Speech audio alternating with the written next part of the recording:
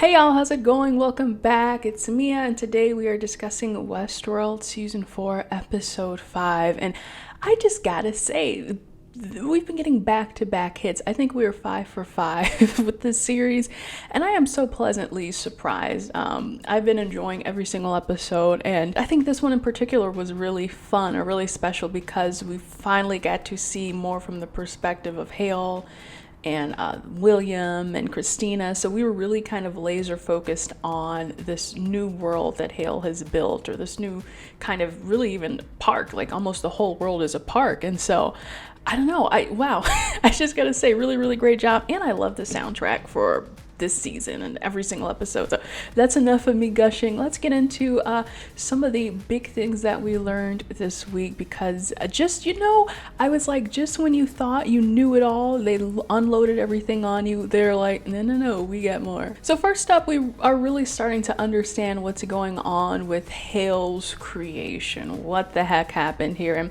I mean, for the most part, we've got it pretty much right here. You know, Hale has this whole place set up where it's all switched, right? The humans are acting like the hosts and the hosts are acting like the humans. But I guess her whole idea was to let hosts have this place where they can go and kind of live without inhibitions, right? Just kind of go and act wild, run wild, be free, do all these sorts of things. And hey, it sounds just like one of the parks like Westworld and all that stuff, right? So it's kind of interesting to see how she's approaching this now. But that's not the only part of her plan. This is supposed to be like a temporary stop, right? Essentially, she lets them run free, lets the hosts do what they want, but at some point they become due to transcend. And so you're like, where you at the beginning of the episode, you're like, okay, they're throwing around all these crazy words like transcending and the game, and I'm like, well, okay, what's going on here?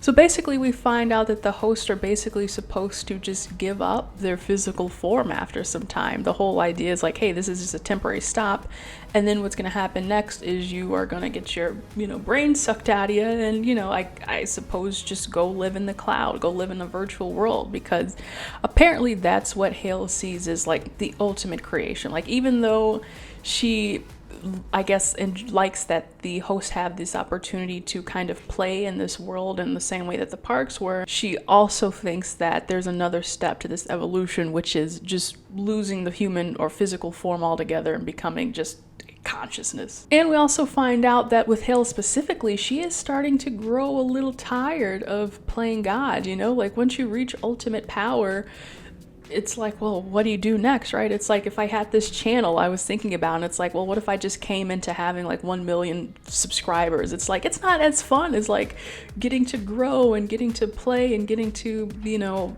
have all these hardships first, right? Like, if you're handed things to you, it's not as fun. And so it's kind of interesting, though, that mirrors the conversation that William was having with the two humans at the beginning, right? Having things handed off to you and having your privilege and, knowing your place in the world. And this is just a really philosophical show, guys. When you tune into Westworld, you're going to be questioning the nature of your reality, and that's what I'm here for. But getting back on track, we start to see that Hales System is not as flawless as she thinks it is, and really not even. She even knows that there's some flaws in the system, some big glaring flaws, and one of those is the fact that the hosts are kind of rejecting this whole idea of transcending. They're like addicted to being in the parks. They're addicted to having this physical form. They're like, we could do that, but we really don't want to. So that's one thing, is rather being in the physical body versus going off into the cloud. And then the other thing is this whole breachers versus outliers problem. All those terms that they're bringing up, and you're like, what the heck are they talking about? Well, they do give us answers, so I'm glad that they don't string you along for too long. So essentially, there are humans who are, in this world that Hale has created, and they are starting to wake up out of the matrix, and they're starting to realize that something isn't right here. So thinking about Peter and thinking about the homeless guy, like, can you hear the song? Can you see the tower? So these people are fully woke, y'all. And what happens is, when these people breach the wall, so to speak, what Hale does is she opens up the game which is to allow the host to go and hunt that human, right? Okay, yeah, we got to take them out because they're a problem. But the even bigger problem is that these humans are so woke that they are infecting the host that they come into contact with. And so basically what we see is the humans wake up out of their programming, they kind of have like a chat with the host, and then the hosts start to kind of feel something too. Maybe it's warm and fuzzy, maybe it's a looming sense of dread, but they also are beginning to question their reality and what's going on here. So yeah, we see that Hale really has a big problem. She seems all tough and mighty, but you know, a lot of the things are starting to break here. And you know, the big thing, like we said, was the host who were trying to transcend, right? It was kind of interesting because she was like, this is what they're supposed to do next, but some of them don't want to. And William was like, well, why don't you just force them to? Why don't you just program them to? And she's like, well, because I'd be too much like the humans. What it's like, you know, that's the interesting thing, is you can see all the hypocrisy is just pouring out of every orifice here when it comes to Hale, because it's like, okay, well, you don't want to force the host to do something, but you are going to force the humans to do something, right? You're going to control pretty much every single movement that they make. And so you can say, well, that's only because she cares about her kind, so she's not going to be forcing her kind to do things. But then it's like, well, didn't the humans do that, right? They only cared about their kind, and so they wouldn't force the humans to do anything. They would only force the host though. So as you can see, the hypocrisy is every single where with this girl. But I mean that's what makes her a kind of fun, compelling sort of antagonist in this whole thing, because she's too kind of power hungry to see the cracks and the faults in her system. And then it's not only that, but the other thing is the fact that we have these people who are being breached, and she has no clue what to do about these hosts. Even host William, towards the end, kind of that stuff got the better of him, and he even started to crack. So she's got a lot of problems to fix, and the question is, will she be able to fix them in time? Then the other piece of this puzzle is Christina and what's been going on with her and Teddy. And in this, basically, Teddy was the Morpheus for Christina. You know, she's based in red pill now, as the kids say. But yeah, Christina finally woke up to see what was really going on. And I mean, basically, as we kind of saw, she was the lead storyteller for all of these humans' lives, right? Setting their paths, creating their stories. She just wasn't aware of it. So I don't know, for Christina, I'm wondering what's going to happen when she kind of realizes, like, is she going to find out about the whole story? Because Teddy was like, when she asked who's behind this, Teddy was like, it's you, which, yeah, he's more than technically right.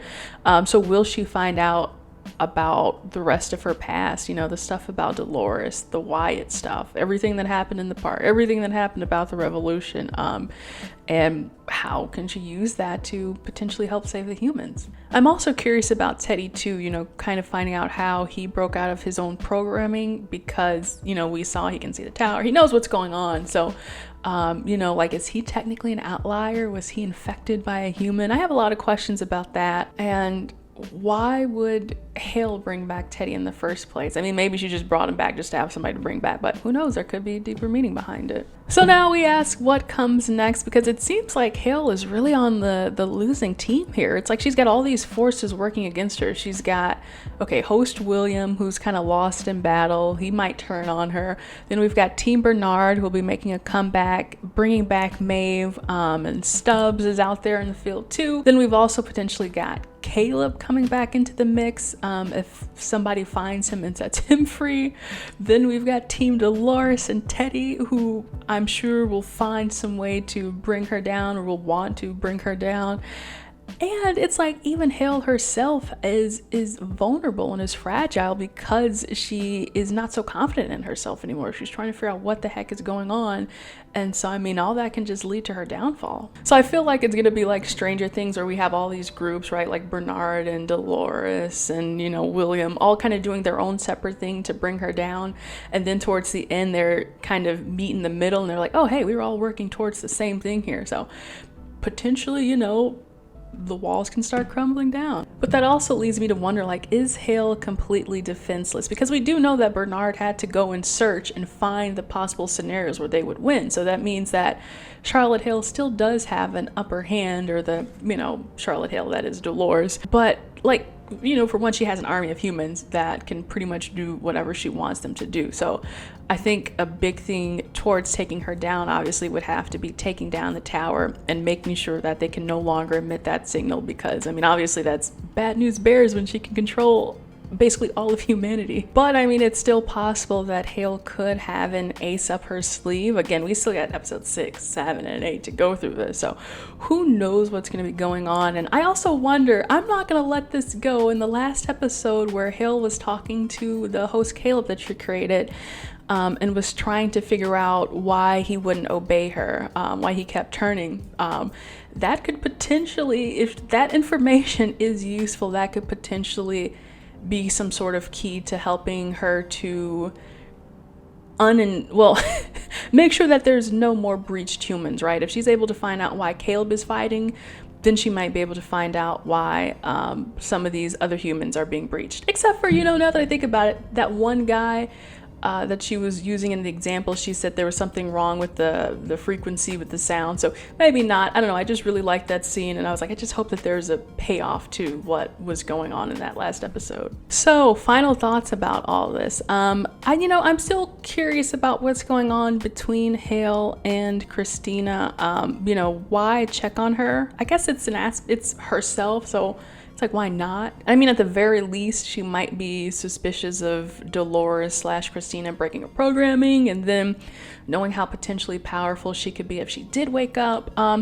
Or there might still be this whole thing about needing a key to the Sublime in play, right? Because we do know now that Hale wants to upload all these consciousnesses into a virtual world. So what better way to do that than to have the Sublime? And it might also explain why we saw William in the very first episode buying up those servers right underneath the Hoover Dam, because maybe they needed the space to house this server. So that is all interesting, and we're just gonna have to find out what happens in the next 3 episodes. It's so exciting, so I really can't wait for next week, guys. And I'm gonna leave it here. Let me know what you thought about this week's episode. Is it still going strong for you as it is for me? I've been really enjoying it. Otherwise, be sure to leave a like if you enjoyed this video. Go check out my Comic-Con review video that I also uploaded today. Busy woman today. I hope you enjoy that, and of course be sure to subscribe for more, and I will see you in the next video.